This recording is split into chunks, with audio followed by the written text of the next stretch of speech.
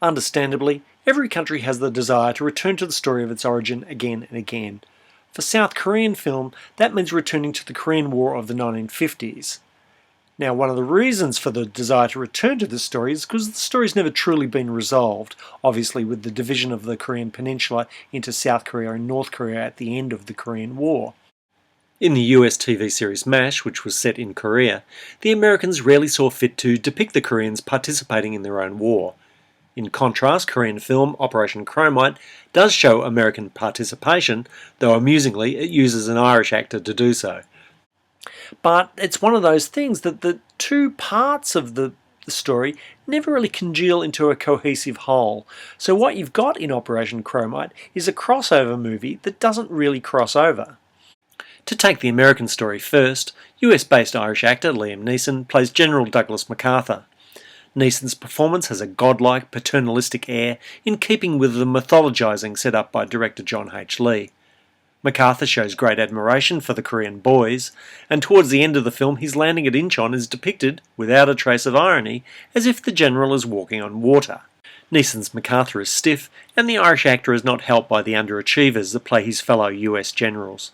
Most audiences will be here to see the Koreans win an epic battle. The film depicts a team of 8 covert operators in the Korean Liaison Office, led by Jung Hak-soo, played by Lee Jong-jae. Early on, the undercover agents intercept an envoy in communist territory and Jang takes his place. The group's first mission is to get the plans indicating where the communists have submerged mines around Incheon's harbour. Then the group have to negotiate a series of other missions, which culminate in the US forces' successful assault on Incheon, which was known as Operation Chromite.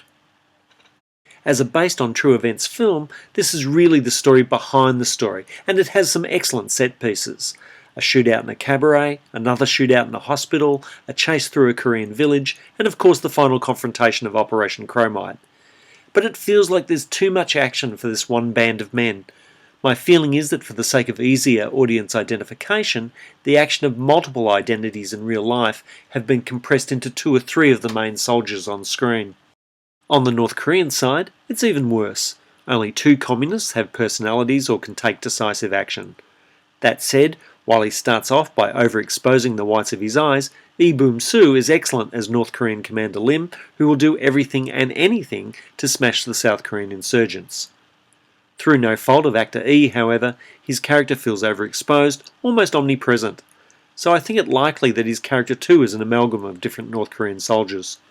The film suffers also because lead actor E is a bit of a stuffed shirt, and handsome as he may be, he doesn't inspire as a hero. In fact, it's supporting actors like Kim Byung-ok and an old favourite of mine, Park Chol-min, that really give this film its emotional potency. A stapled-on romantic interlude between Commander Jang and a wavering communist nurse does the film no favours at all. Now, we're all used to the idea of films being based on a true story, but no one should expect a dramatisation to be a documentary. And despite this, Operation Chromite feels somewhat unbalanced and somewhat unreal, despite its good points.